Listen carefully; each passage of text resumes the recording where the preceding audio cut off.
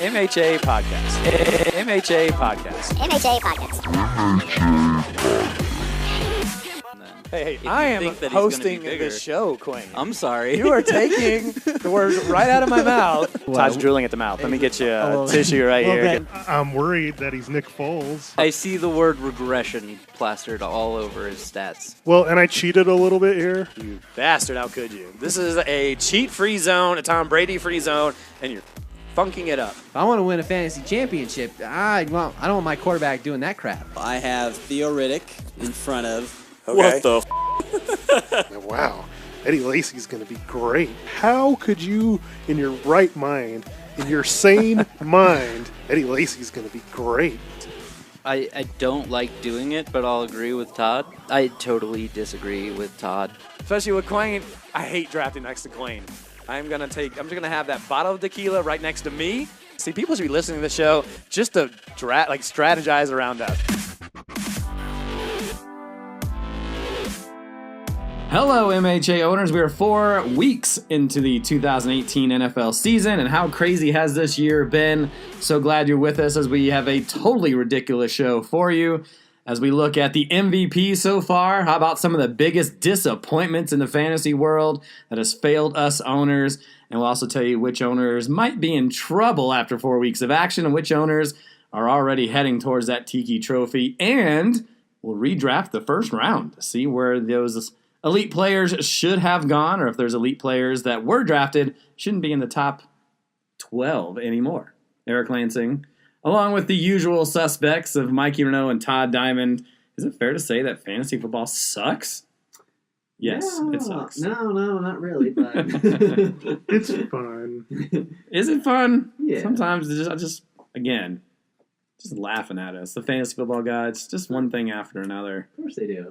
It's kind of obnoxious. If you were just winning all the time and it wasn't a challenge, then would you really be having fun? I think I would. I think if I was just winning every week and just a mantle, I don't have a mantle, but I'd have a mantle, I'd have it built just full of trophies. What would be so wrong about that? Yeah, exactly. Look at you. You'd love it too.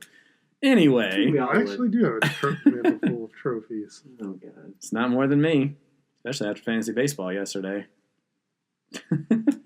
Good old Gunner coming up with his third baseball trophy. Yeah, he earned it. Yeah. No, he's definitely a good owner. But we're here to talk about fantasy football. We'll try to cover as much as we can here. One thing that me and Mikey were talking about, and I'm sure you owners have noticed too, but the kind of thing that stood out to us, I mean, a couple years ago, there was a lot of wide receivers putting up some big totals, and if you had some of those good receivers, you were in the mix for a championship.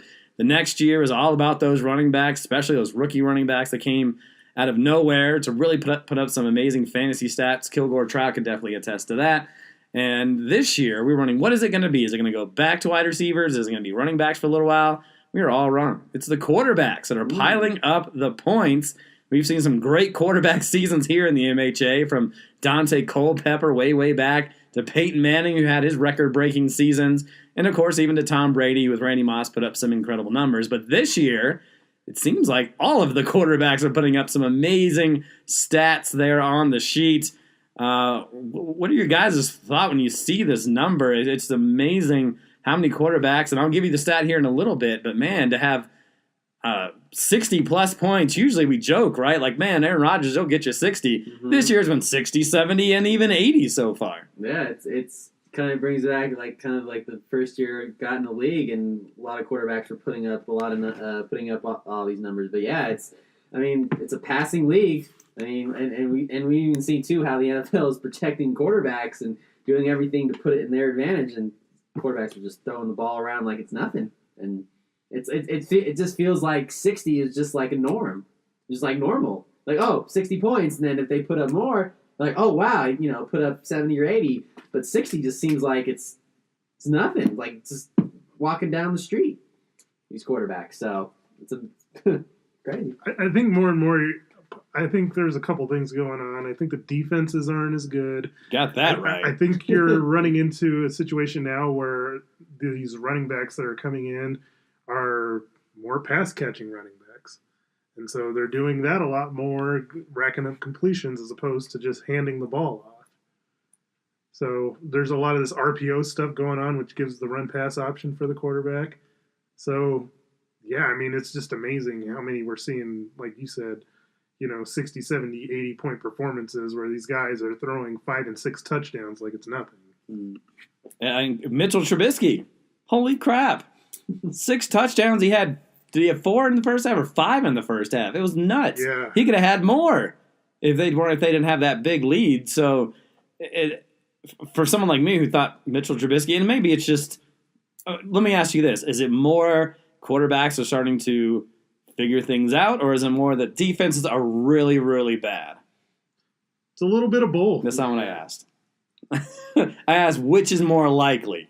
Is it that quarterbacks? Is it the systems that they're playing in? Is it the way teams and owners are drafting more, like you meant, more like better wide receivers, more wide receivers, running backs that can catch the ball? Or is it, man, we've seen the Steelers' defense and Tampa's defense and Buffalo's defense and San Francisco's. There's just so many bad Minnesota's defense. Good gravy. It just seems like, so is it more like the offensive systems are beating these defenses, or is it quarterbacks that are just, man, they're just built to throw for 500 yards a game? I agree. I think there's just a lot of crappy defenses out there. I just don't think some of the defenses are they're just not as good. And 2, it's not helping too with the rules. I think that's affecting a little bit too. You can't touch the quarterback. You can't obviously, or pass interference with the 5 yards after the 5 yards. So I think it's a little bit of that too, and I think that's affecting the defenses, because the defense are thinking, well, I can't hit the player like this, or I'm going to get flagged, and I think that's just opening everything up. So I think it's just a lot of bad defenses too. But any last thoughts, Miguel? It's just that there's so many playmakers out there. In the quarterback position, or at all offensively? All offensively. And I think that's helping too. I mean, like I said, running back's not running back anymore. It's running back can play all over the field. He can play receiver. He can play slot. It's a different NFL. Yeah. 18 times, at least if you talk about our fantasy league, 18 times a quarterback has gone for 60 or more points, which leads into some MHA trivia.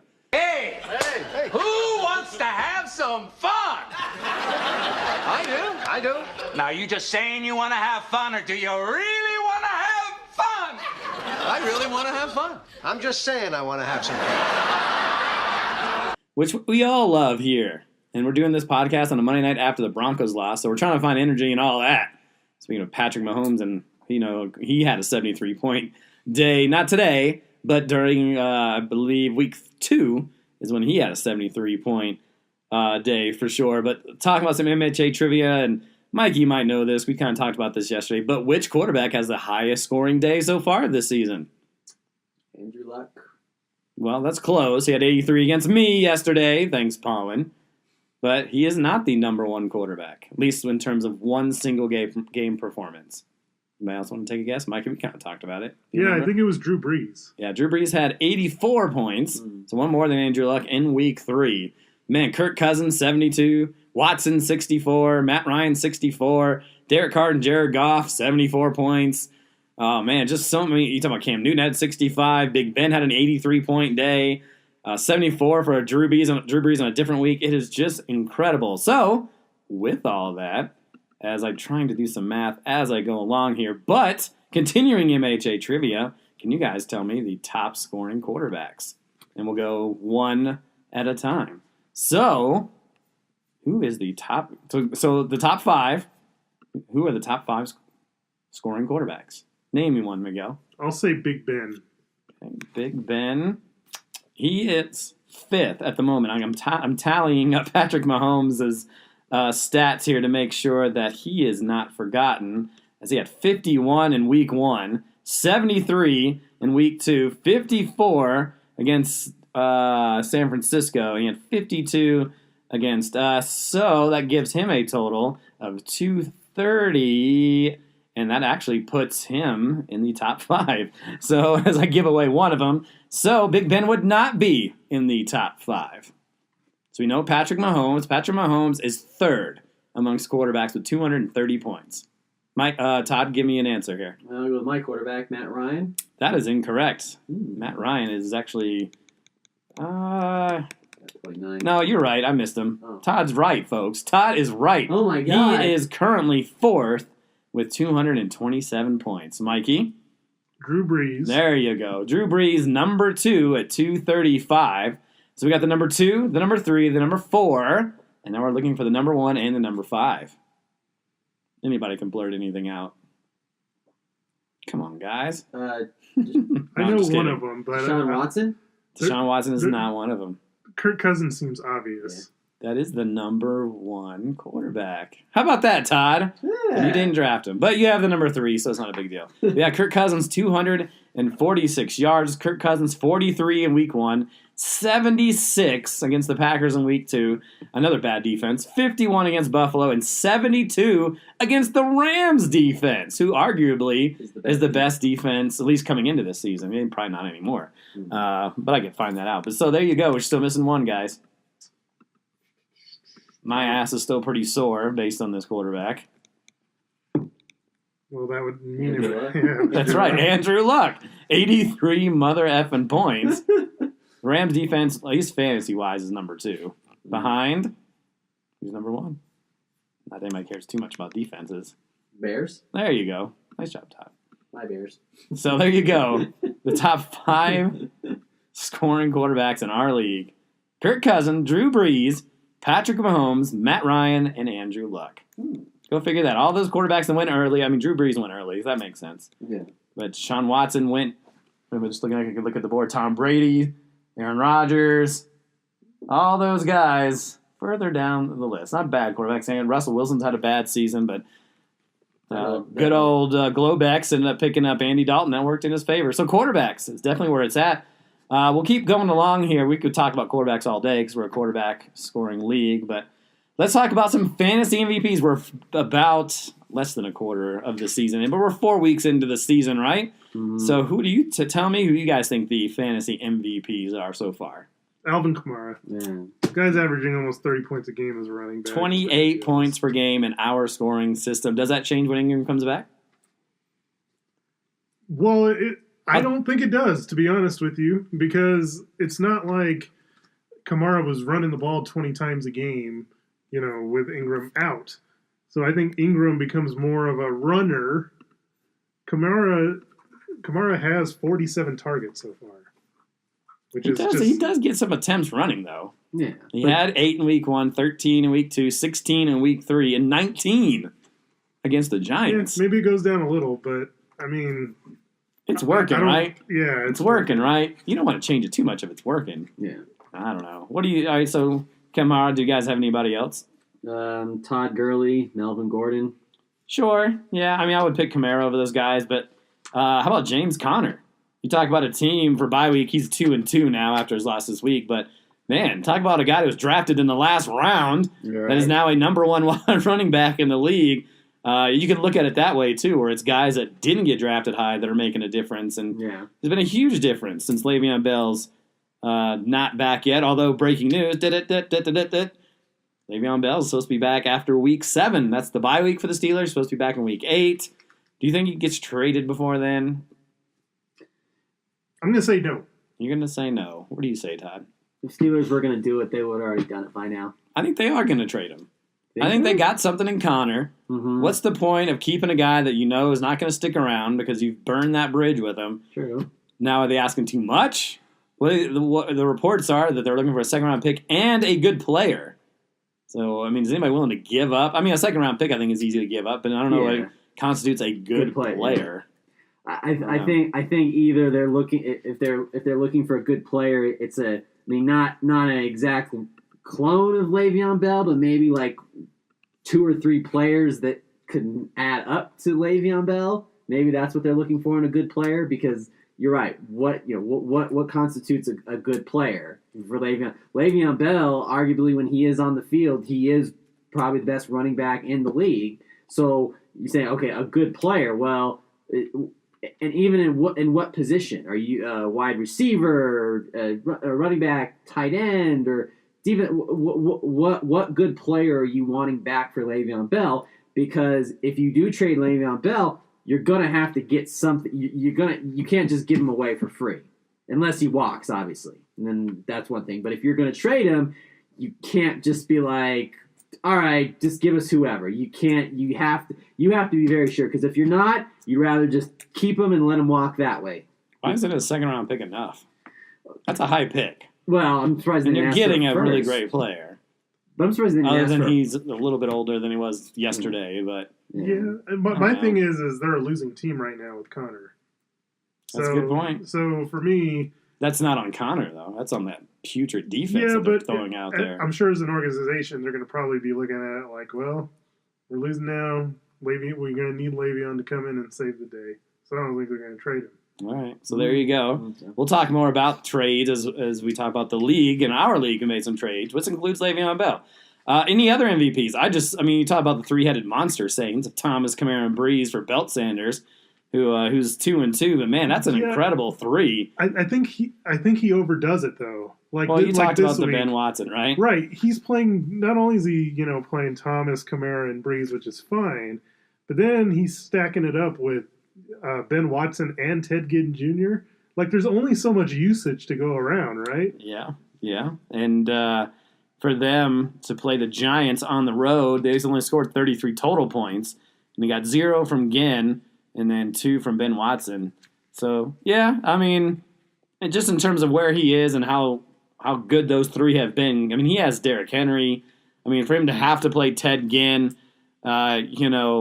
he's got Nick Chubb on his bench. So, just to have those 3 guys, it's just been so good. Any other ones? Or let's talk about some busts. Le'Veon Bell. Picked in the first round. Number 2 overall there by Cooper's cousin, who's actually 2-2. But, any other busts? Fournette and Dalvin Cook. They just haven't Just say been. Kilgore Trout's team. Yeah, right. Poor Kilgore Trout. Okay. All right. I wanted to be nice, but Fournette and Dalvin Cook just haven't been what. Sure, and a lot of that's injuries. Yeah, injuries too. But it's not like Fournette's put up big numbers either in the games he's played. He's at 11 total points, and I think he's played in two full games. Hasn't been good. Dalvin Cook hasn't looked good, but they haven't needed to really utilize him. And I don't know if he's been totally healthy all year anyway. But, what about any other busts you have there so far, Miguel, as he's perusing? If you're still perusing, Larry Fitzgerald. Holy cow. That's what I said, Kilgore Trout's team. Is that? Yeah, that's right. Yeah, see, the first 3 picks have been busts so far. Even Marquise Goodwin, who's just... Well, I called that one. Yeah. Who's his pick 2 rounds after that. But, man, I know Arizona's defense or offense has not been good, but at least... David Johnson's putting up double digits every week, but man, for Fitzgerald to have 22 points, and I've been reading a lot of stuff that he's injured. Man, oh man, I know that. Just this one game with 10 plus points, that's definitely a bad one. Keenan Allen, he's had one really good week in week 1, but he's had 2 weeks with 9 points or less, and an offense has been throwing the ball. Right. So, and for someone who went early in the second round, and I'm not ready for panic mode or anything, but, for where he was drafted, and maybe he's just a second half type of guy, where, last year in the second half he was off the charts. So those are some of the butts. What do you got, Miguel? Doug Baldwin, but he's been hurt. Yeah, that's tough to say for sure. But some of those busts there. Let's talk about some of the biggest surprises. What's your number one surprise, Todd? This is... Let's just throw it on the table. Go ahead, throw it in my face. Calvin Ridley. Calvin mother effing Ridley. And like I said, it's this thank you. Thank you every week. And yes, I know. Because the thing is, the problem why he's so open, because obviously they were trying to focus so much on Julio Jones, because Julio just wasn't really doing anything, but they were double teaming him and they were forcing it, and that just opens the door for Calvin Ridley. And obviously the first week when I had him, he was on my bench 30 points, and then this week 18 points. But yeah, he's been. And here's the thing for the trade was, okay, I'm trading a top tier defense for a rookie that you don't know, because he really wasn't making a lot of noise, the first 2 weeks of the season, and him and Matt Ryan have just kind of been like this, which has been great. So I've said Calvin Ridley, and another one, Quincy Inouye. Inua, excuse me. Him and Sam Darnold, best buddies. I mean, he's the number one target. That's even pushed Robbie Anderson, kind of off the radar. That's kind of his go-to guy now in Inouye, and that's. Well, Inua's been good for a couple of weeks, but he's had 6 and 7 the last 2 weeks. Is it a surprise? Sure, just because he was injured all last season, but I think. But you're just picking guys from your team right now. Yeah. Yeah. Yeah, because they've been some of the surprises. Yeah. But yeah, but you picked up a Noon free agency. It wasn't drafted him. I know. But but Mikey, I have to give you props. Thank you, because on the last podcast you mentioned him that maybe for a waiver wire pickup, and I picked him up, and 1 week he did give me some good points, so I appreciate Gotta that. stop giving advice. Yeah, exactly. Got to stop trading with Todd too. Jeez Louise. What about surprises? Do you have any surprises up there? How about Cooper Kupp? I don't know you're a big Cooper Kupp guy, Always. but he's had 9+ points in every game, including 29 against Minnesota. So that's a guy, and what is he? I think he's in the top 10 in scoring, maybe the top 5. He's 4th in scoring amongst our wide receivers, and Quayne never plays him. Yeah, I've loved Cooper Kupp the whole time. I wanted him to draft, couldn't get him, then I told him to play him the first week. And he did. But they hadn't really played him since, so. He had 29 points on his bench yesterday. But Tyler Boyd, he's 15th in scoring after a 4-point output in week 1. He's averaged 17 points since then. I was one guy who tried using my number 2 waiver, but Aaron had number 1, and he picked him up. But it did not help Aaron this week. Well, and there's common theme in here. On the podcast, the wide receiver podcast that we did, and I've been telling people every week, slot wide receivers, that's what you want. They will always get you points. Mikey likes the slots. Slots. Mikey loves the slots. Jared Goff, he's 6th in. Jared Goff is 6th in quarterback scoring, 219 points, 60 versus the Chargers is a good defense, 74 versus Minnesota is a good defense. Maybe that dude is broken out. He has been quite incredible so far. Just some of the other names that kind of stick out here in terms of, wide receivers. Adam Thielen, 2nd in wide receiver points. Slot guy. He's 3 points behind the top guy, and Michael Thomas. Slot guy. Mike Evans, 66. Cooper Kupp, as we mentioned, and Calvin Ridley. Let me ask you guys this: Can Calvin Ridley keep this up? I think as long as Matt Ryan keeps trusting him and keeps throwing the ball, why not? Why not? Because they're gonna. I think Matt Ryan kept forcing it to Julio. Now that might help in that case too, where he's not always targeting Julio, but he seems to have a good rapport with Calvin Ridley, and why not? Keep it going. His targets aren't huge. He's making the most of this few. He's got 2 targets in week 1, 5, 8, and 6.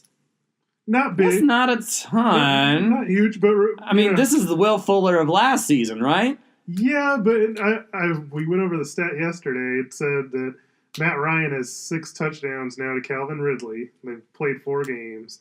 And Matt Ryan's had 6 touchdowns to Julio Jones in the last 31 games. So there's something definitely going on there. That is incredible. So there you go. And he trusts him enough, too, because you always talk about the trust, too, especially rookies in any position, the trust factor. And Matt Ryan has no problem throwing the ball. So if it ain't broken, don't fix it. Well, it does. I don't know if this is good or bad, but it's also new. Walk off with an injury. He walked off. But I don't know if it's a hamstring or a groin. Is it better that he's in there, or is it better that he's gone? More targets if he's gone, but then does he change position on the field, Calvin Ridley? I don't know. That's just something to keep a look at. I wonder what Devonta Freeman coming back is going to affect that, too. Yeah, because he's pretty good out of the backfield. But, so is Tevin Coleman. He can catch the ball. Yeah, Coleman's been good. Plus Judge Ito. Yes, Judge Ito. Poor Kilgore. Anyway, you guys want to talk about some tight ends? No. Well, we're gonna talk about him anyway. No. And how about some more MHA trivia? We'll also do the top 5 scoring tight ends, which won't be as easy. Oh, yeah. All right, cares? so because I think it's relevant. Okay. So who are the top 5 scoring tight ends? Just throw me some names. Kelsey. That is incorrect. Well, that's not my true. I did these notes during the day today, and He had a pretty decent game, at least in the second half. yeah, exactly. And so I the website doesn't add things up as they go along. They take the next day to go through. But I am adding up his total right now. Okay. So he would be number 2 at 54 points. So he's not Jared- even the number 1 guy. Jared Cook has to be up there. Yeah. He's actually the number 1 Yeah. rated, or at least scoring tight end in our league with 56 points. Because he's had 2 really good games. Mm-hmm. But that's just 2. But he had Yeah. 2 really good ones. So you got 1 and number 2. So looking for number 3, 4, I and want 5. to say Kyle Rudolph. Now, he hasn't, had a breakout game, but he's been consistent every single week. He was number 5 until Travis Kelce came in. He's actually number 6 at 39 points. Okay. Gronk. Gronk is not there. Yeah, Gronk's really hasn't had that many great games. He only this had year. one. Gronkowski currently 3, 4, 5, 6, 7. He's had a 7. Look, talk about Gronk way too early being drafted. 17 points in the first game of the season. Since then, 2, 6, and 6. Oh, ouch. And that's with Tom Brady having a good game. So there you go, tight end stink. I'll give you guys a couple more opportunities. He's still missing a couple. There's got to be one, Zach obviously. Ertz? Yeah, he's up there. That's a man. And He's a target monster. I'm trying to trade for him, and I almost got away with a trade for him last week, but Mr. Bye Week over there said no. And so you have Eric Ebron, who was 4th at 42 points. Zach Ertz at 47. And George Kittle, who had a good day yesterday with 41 points. So tight ends, and it gets worse for tight ends. We talked about some injuries yesterday. Mikey picked up a tight end, scored a touchdown, and then broke his ankle. Oh. And we all know who it is because it's Tyler Eifert because he can never stay healthy. Gronk left the game early. O.J. Howard out 2 to 4 weeks. Disley out of the game. Man, tight ends is rough. Yeah.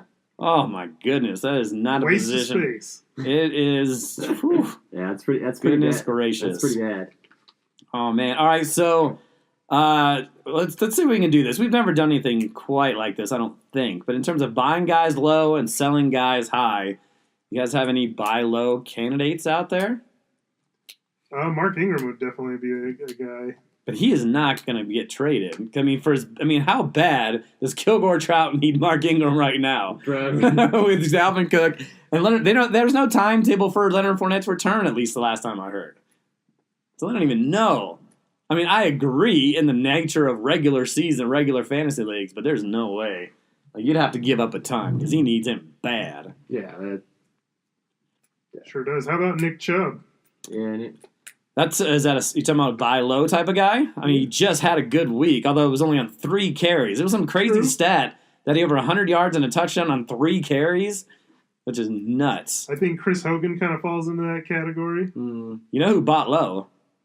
Was Globex Kevin. He got Sony Michel before the game started on Sunday morning. I think is when it went through. At least that's when I got it on my phone. And then look how great of a day he had. Yeah, 112 yards and a touchdown. Yeah, that's pretty good. So that was a good job buying low on him.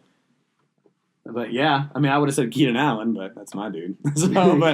For someone who has not performed up to par, Keenan Allen's definitely one of those. I was thinking Chris Hogan because when Edelman comes back. Oh, stop it with the Chris Hogan. Well, why does everybody and their mom love Chris Hogan as he's done nothing? That's why he's buy low. Actually, that was one of Why? Because he's going to perform low? Yeah, he's no longer the number 1 receiver when Edelman comes back. I'm so confused right now. So you're telling me you're going to buy low on a guy that's not going to do anything because he's even lower on the depth chart? Lower health. He's had 1 point, 17 in week 2 against Jacksonville of all teams, and then 4 and 2. He's terrible. Stop it. Being lower helps him. Stop it. Just stop it. Tired of this Chris Hogan nonsense. I've been saying it before the season. I'm going to say it in the first 4 weeks. Just get out of here with Chris Hogan. How about buying low on T.Y. Hilton? He didn't have a great game with Andrew Luck, and he may have been kind of hurt. But if you expect the Colts to really start putting up numbers like that every week, I want T.Y. Hilton on my team. So maybe there's a way I can sneak that away from bye week. I don't know. Yeah. I was thinking even meant some of my team, Robert Woods, maybe. I know that there's only one. He's been playing well, though. Yeah, he's had 2 really good. Now, if you're talking about weeks selling high on him, if you're trying to get rid of him, Yeah, I mean, because I always think too, I was like, well, there's only one football in that Rams offense. But yeah, he's. you know who you sell high on? Amari Cooper. Do it before it's too late. Get rid of him while you have the opportunity. Yeah, he scored He's had a 12 1-point week, a 15-point week, a 2-point week, and he had an incredible 12 targets, 8 catches, 120 yards, and a touchdown. I don't think that lasts. Yeah, that was. It was against Cleveland, although he did have a 15 against the Broncos, but I didn't get to see that game. But that's a guy you got to sell high on, for sure. How about buying low in Jordan Howard? You believe in Jordan Howard and what they're trying to do? They scored all those fantasy points yesterday. He didn't do nothing. Well, did go. One of those touchdowns did go to your boy Trey Burton. Yeah, finally. But I mean, at the very beginning of the game, It was and he didn't the do first- anything for the rest of the game. I- Sell high on Trey Burton. I- Who wants Trey Burton? Yeah, I think But Jordan Howard. at some Yeah. point, you could sell high on Marshawn Lynch and buy low on LaShawn McCoy. Oh, LaShawn McCoy. Yeah. What do you expect out of LaShawn McCoy? I think the schedule's going to get a little bit easier. Like, it was pretty rough, Buffalo's schedule against run defenses to start the season. I think it's going to get a little bit easier as the season goes. He has 16 total points on this season. Yeah, it was a brutal schedule, though. Yeah, at Baltimore, Chargers, at Minnesota, although he may not have played. I don't think he played against Minnesota.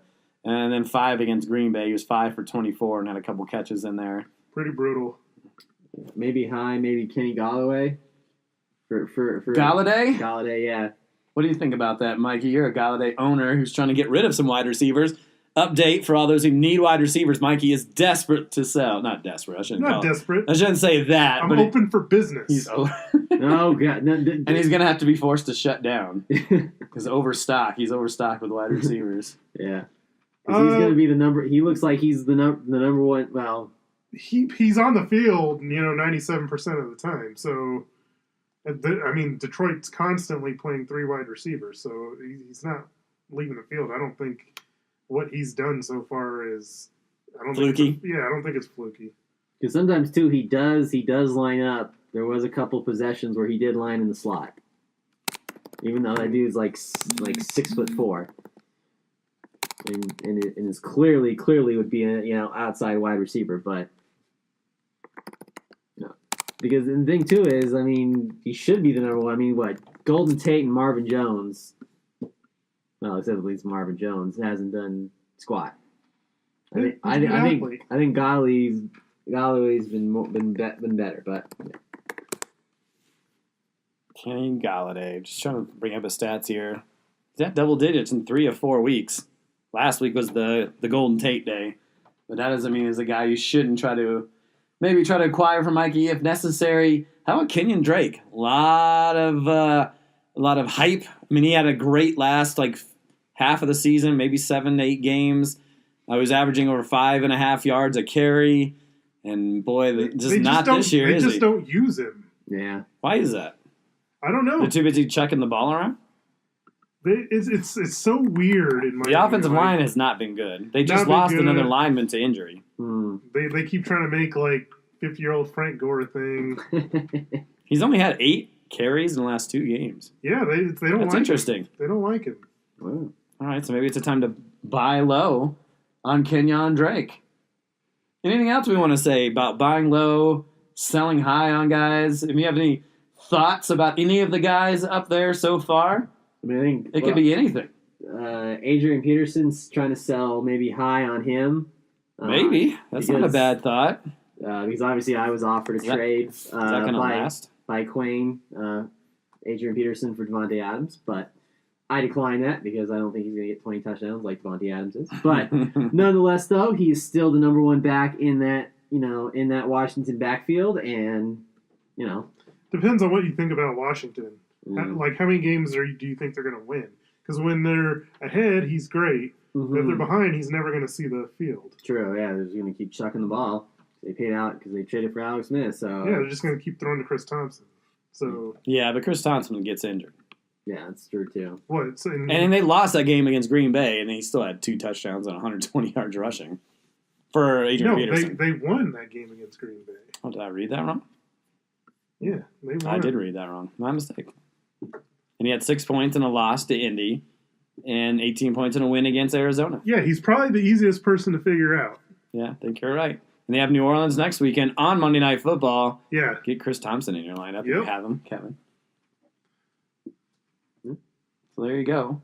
A lot to talk about in terms. There's a lot of guys up there to talk about, but we'll just keep going on with our show. Let's talk about the actual owners. Let's bring you first the updated standings. Only one team unbeaten and one team that has not won a game so far. And it's not the teams that we thought at the beginning of the year.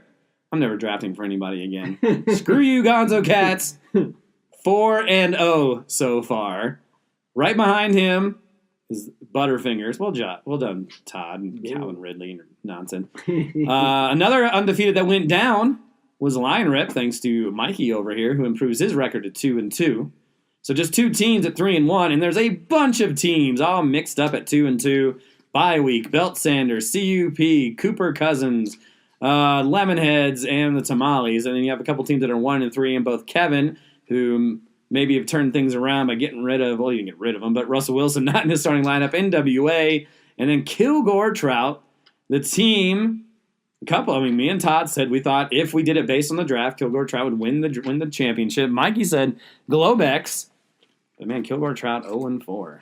So are those bottom teams and Kevin and NWA and Kilgore Trout, are they in some major trouble right now? Kilgore Trout's in a lot of trouble. Yeah. There's not a lot of way out of it. You know, he lost Jimmy Garoppolo. He lost Evan Ingram. His running backs are constantly hurt. Fitzgerald's in an offense that doesn't, know how to get past the 50-yard line. he gets Ingram coming back, so there's a positive there. But yeah, his team's in a world of hurt right now. Yeah. He would just need 83 from Big Ben every week to really Yeah. be. Well, what about Globex over there? He picked up a win over Kilgore Trout. The battles of the winless until Kevin takes it 140-103 this week. He's got guys like Dalton. Who knows if that's an every week thing? He does have Hopkins, Tate in the right week. Howard's been underperforming. He's running around with Corwell and Njoku. Jarvis Landry, although he's not going to win you a week, I guess he won't lose you a week. But Baker Mayfield helps him. Yeah. I know it's what do you mean, Baker Mayfield? I hated Jarvis Landry at the beginning of the season because of what you're Tyrod Taylor. But now that they have a guy that can actually get him the ball, You feel better about Landry? I feel a lot better about Landry. He's also has Thompson, who's been hurt. Also, he had a bye week. Devonta Freeman, who's been hurt. So I think I don't know. I mean, he's got some decent guys, but I don't know if he's got the quarterback figured out, which I don't want to say that getting Andy Dalton, that means you have it figured out. But he has pieces around it. Yeah, I mean, he's gonna have to hope really Hopkins can keep stepping it up for him too, because I mean that's his best player right there. Can Gonzo Cats win it all? Can Gonzo Cats win it all? I mean, he's got luck, but he had probably his best week of the season. Julio and AJ Green are money every week. Kenyon Drake has not been able to do much of anything. James White, who was incredible, and Gio Bernard, although Mixon could be back. But guess what? Gonzo Cats has Mixon, too. Yeah. He's got Deion Lewis. Also, he traded Deion Lewis. He's got Baker Mayfield, whatever that weird trade was about. But does he have the part? Do you think he has the parts to win it all? Go ahead and say yes so we can snake bite him. You're done, Gonzo Cats. You're done. I don't. He could. I don't think he will. All right. Well, then, who are the contenders? Who are the team? What about Aaron's team or Todd's team? They're both 3-1 so far. Aaron's got running back weakness, and I think he knows it. 7 total points. Chris Carson, kind of a very late scratch that Aaron did notice, but he didn't feel like he was willing to drop anybody to pick him up because he didn't have anybody else he could put in because that was an afternoon game. So he was kind of hog-tied, if you will, to try to put anybody in currently on his bench. But yeah, you're right.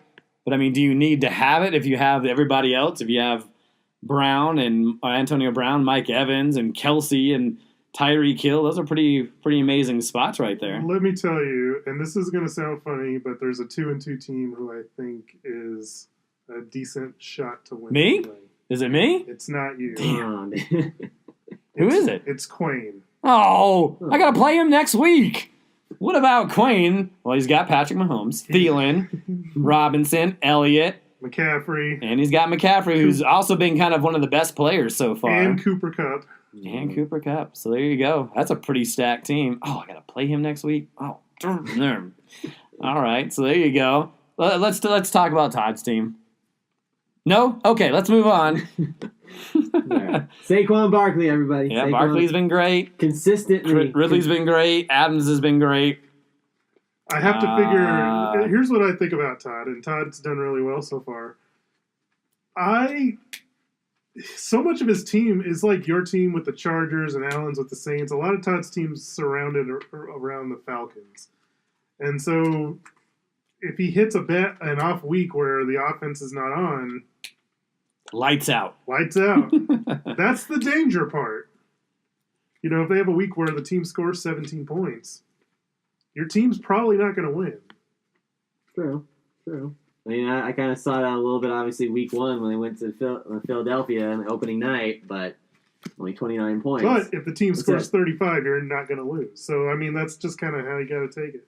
Yeah. No, I mean, hey, high-powered offense, they have the weapons to do it, to put up a lot of numbers, to put up a lot of points. So, you know, but I agree with you. I mean, obviously, yeah, if the Falcons come up against a defensive team that, that kind of shuts them down, yes, I'm might be going to be, I'm saying a lot of, a lot of bad things, but, yeah, I mean, but I think ultimately, my team it's consistency. That's what we always talk about in fantasy football.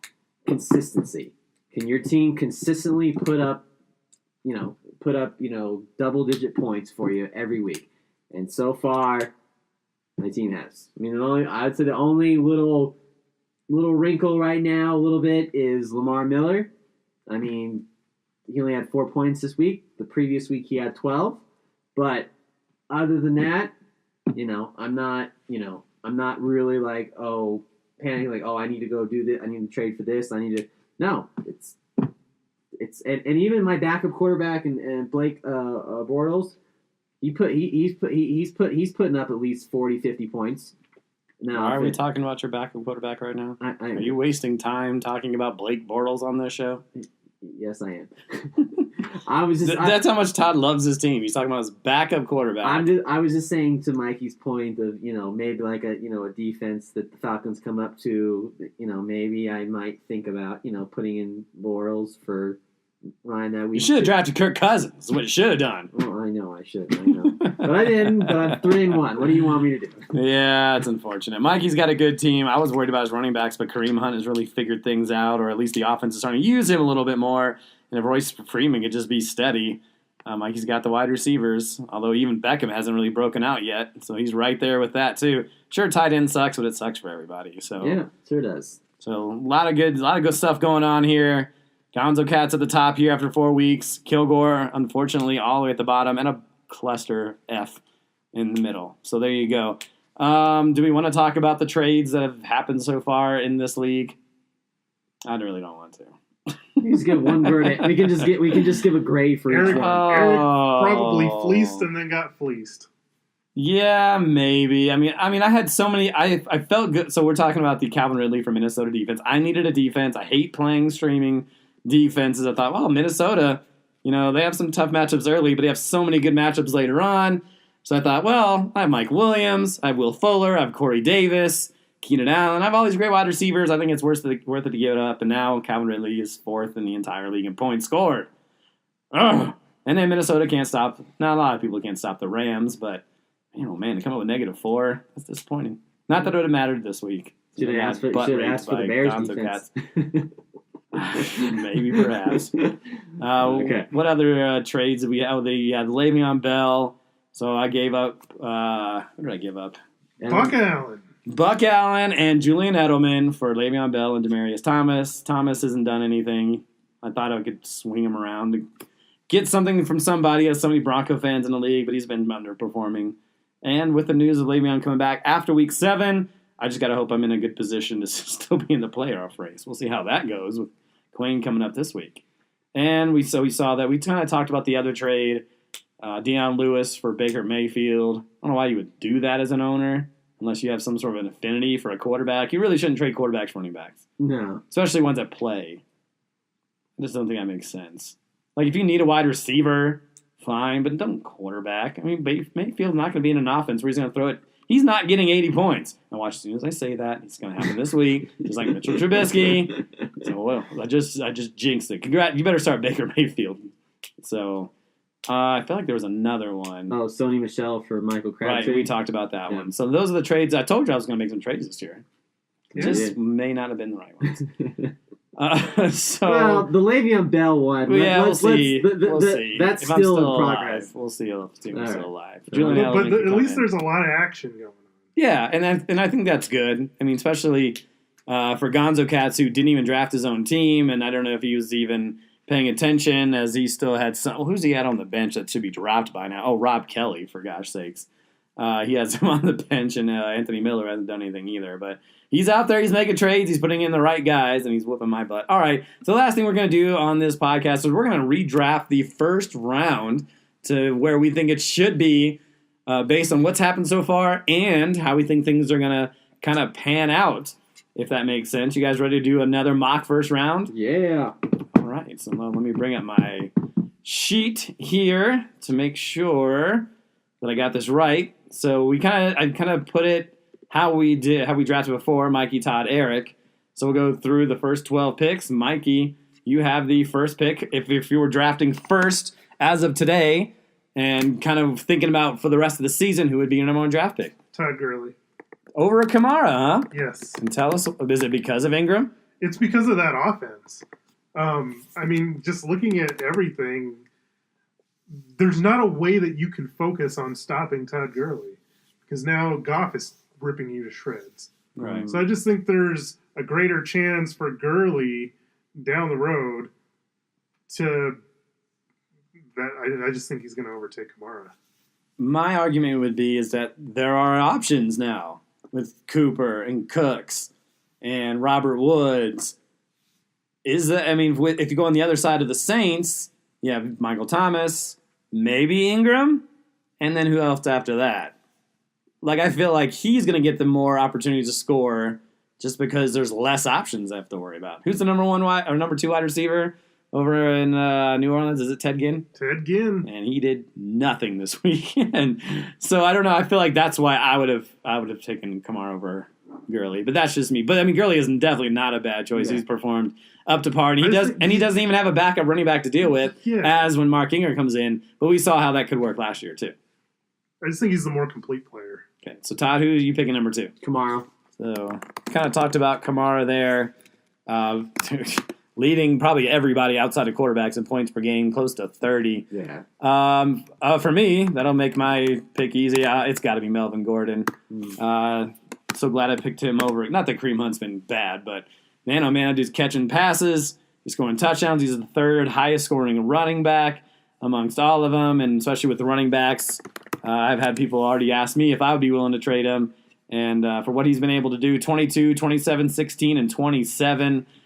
He does a little bit of both. And when you talk about the Chargers offense, he's the number 1 guy outside of Phillip Rivers, but a non-quarterback. He's been able to do it despite Keenan Allen and Mike Williams, even Antonio Gates, who had a touchdown. So I thought Melvin Gordon, number 3, was quite easily. Mikey, back to you. Gurley, Kamara, Gordon, and who's number 4? Christian McCaffrey. Wow. I had him in my top 10, but I didn't have him at number 4, but it's hard to argue there in a PPR league. The guy's, now that he's on the field almost 100% of the time, and the offense that really needs him, he was already getting, all the targets, but now he's getting the rushing yards too. If he's able to get the touchdowns inside the red zone, he's going to blow up. What did McCaffrey have, like 500 yards rushing? Last year he's got 271 already. Yeah. Yep. I think there's more to come with him. He also doesn't have a touchdown yet. Right, that's what I'm But telling you. he's got 11, 22, and 20, and he had a bye week this past week. So the ceiling is even higher It is. for Christian McCaffrey. So go figure that. Christian McCaffrey tearing it up in fantasy. Todd, you're next to number 5. I'm gonna go with my guy, Saquon Barkley. Saquon Barkley. He's that. I mean, Eli's finding every Todd's opportunity. always so in love with his own guys. Exactly. It's so funny. It's awesome. I know. Oh, It's a beautiful thing.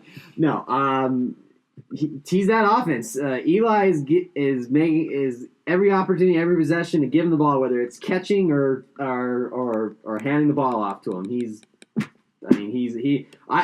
I'll predict it. I'll predict next year he'll go either top 3 in fantasy drafts next year. are we surprised he's doing this despite kind of the thoughts we had about him in the offense over there? I mean, we knew he'd get a lot of work, but did we think he'd be this kind of productive on a team that we weren't sure how good the offense was going to be with Eli running things back there? I did. Did what? I don't know if you answered my question correctly. I asked you a question, and I don't think you answered it as thus the question was asked to you in such a fashion. Well, you said, I asked, did you think he was surprised? And you said, I did. Well, you said, did you think he was going to be that productive? And I said, I did. In the previous running back podcast, I mean, that's what he was there for, is they needed somebody. I mean, their offensive line is still terrible. Right, and I think that was a concern as well. Yeah, but they needed... I mean, and I'm talking about in the basis of where we are in the draft right now. I'm not talking about based on where he was initially drafted, but we're talking about drafting him 5th amongst everybody else. I mean, what I worry about with him is honestly his workload in the first season. I'm worried about him getting hurt. Hurt or tired? Both. Okay. He's a rookie. Their offensive line is still terrible. So what Mikey's telling you, Todd, is you need to sell high. Yeah, I don't think so. No, Saquon is going to be just... So you're telling me that someone offered you Melvin Gordon for Saquon Barkley, you wouldn't take it? I'd still stick with Saquon. Yeah, you're a nut job I anyway. know, I'm a nut job. But, I'm a nut job who's 3-1, so, For now. There's something wrong against I'm not wishing complacency. ill on anybody, but No, I can for almost see sure. it coming. We want him to do well. And it makes fantasy football that much better. All right, so so far, we have Todd Gurley, number 1, Alvin Kamara, number 2, Gordon, number 3, McCaffrey at number 4, Saquon, number 5, and how about, how great has Michael Thomas been? He was on pace for over 200 catches for a little while. He didn't have an incredible day this past weekend, but dude's number 1 scoring wide receiver with a quarterback who I even mentioned I thought would have a better season in Drew Brees than he did last year. Well, he only had 4 catches for 47 yards in a tough game on the road. 29 points, 26 points, 16 points. Talk about target machine. He catches he has. Let me trying to do the math here. He's only missed 2 targets that's come his way. 16 of 17 in week 1, 12 of 13 in week 2, 10 of 10 in week 3, and 4 and the previous weekend for 6 points. But man, oh man, I knew he would be good, but how fun has it been to watch Michael Thomas? And he makes some incredible catches too in that great offense. So that's who I have at number 6. What about you, Mikey, as we go into number 7 here? Antonio Brown. Okay. And I know he hasn't been... And now this is more based on going forward than it's what he's done already. Correct. And I know he hasn't been the Antonio Brown of old just yet, but it's coming. He's still the best receiver in the league, in my opinion. So... But you have Juju. I do. So you see how you are benefiting but you don't see how Antonio Brown is not benefiting with him. Yeah, he's too good of a player. It's going to happen where he's going to start having a couple of games in a row where he's just blowing up for 25 to 30 points. They're going to have to with that defense. It's coming. Holy cow, there's a problem over there. And it could start this week against Atlanta. And, that's going to be another track meet. All right, Todd. So you want to pick another one? Pick another one of your guys there at number 8. Absolutely. Kareem Hunt. Kareem Hunt. Yes. Why Kareem Hunt over guys like DeAndre Hopkins or Zeke Elliott or Zeke, who's still out there? I just like Kansas. Obviously, we saw it tonight. I like Kansas City's offense just a smidge better. Obviously, he's still dangerous with the ball, whether it's catching or running the ball. Consistent for the most part. I mean, obviously, he had that one stinker 4-point in week 1, but other than that, he's still consistent enough. And especially a second-year running back that had a great rookie year and still continuing on. I like that. I like that consistency a little bit. Tell him why he's wrong, Mikey. No, I'm just kidding. I mean, you have Kareem Hunt, Mikey. Yeah. I mean, and you've had a couple of better weeks the last couple of weeks. You think he should be drafted this high?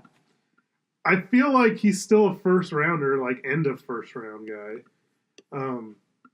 He's getting all the carries. It's not like Spencer Ware is in any way taking any of his time off the field. So in a good offense, he's getting all the goal line carries. And that's really where, his bread is butter. He's getting the touchdowns. Yeah, and that's what he was not getting the first few couple of weeks. And I think, does he have 4 the last 2 weeks? Yeah. So he's definitely figured some things out. Not that he shouldn't be a first-round pick by any stretch. And currently he is 3, 6, 9. He's 10th in scoring so far at 57 points. So that makes my pick easy. It's Ezekiel Elliott. I think we all voiced concerns about what that offense was going to look like. It's kind of been putrid.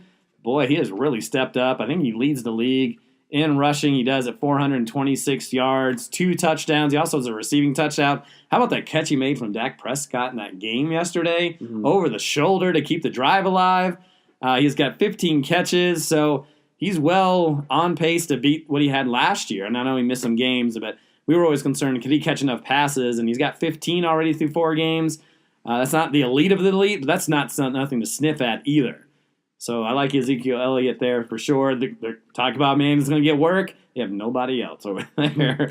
Mikey, to you at number 10. Patrick Mahomes. What? Wow. What? Wow. You get out of my house. As Aaron would say, get off my plane. We talked Come about on, quarterbacks. man. We talked about the Come quarterbacks on, becoming man. more valuable. Oh, I hate you, Mikey. And this guy has just been off the charts. Has not been stopped so far. He's not even the 4 top weeks. scoring quarterback, Mikey. He's not. Yeah. Not yet. You're telling me you would take him over Drew Brees right now? Yes. Come on, man. Oh. Look, I know we're mystified about how he beat the Broncos tonight. And if you're talking about a guy that's going to be worried about getting tired and talk about a guy getting hurt, Yeah, talk about you're right. He never throws the ball away, and that's going to get him at some point. Over Drew Brees, who's breaking records. He's the all-time completion director. He should be the number 1 fantasy player in all of MHA history. We're not talking about that. We're talking about this year. I understand that, but he's putting up incredible numbers too this year. He is. But who's not to say I that hate with Ingram coming back that they return back to some of this ground and pound stuff? Yeah, I'm done with you. Patrick Mahomes. Get But out first of my all, house. Patrick Mahomes ain't built like Brett Favre, okay? Right? I'm saying, like you're talking about him worrying about getting, getting hurt and everything. Brett Favre was, same thing like with Elway. They're built like linebackers. I don't think Mikey's taking this fun segment very seriously. Oh, I think it's very fun. Fine, pick 11 because we got to get going here. Who do you have at number 11, Todd? DeAndre Hopkins. Damn right you better have DeAndre Hopkins because if you were going to say Matt Ryan, No, throwing you out. I would have said Drew Brees anyway. It's why Hopkins. Why Hopkins still probably maybe the second best wide receiver in fantasy football. The number 1 target still in Houston, and when him and Deshaun Watson are on the field, it's magic. So, Magic. yes. He did have his best game this past weekend, 24 points, 10 catches. He's double digits in targets every week.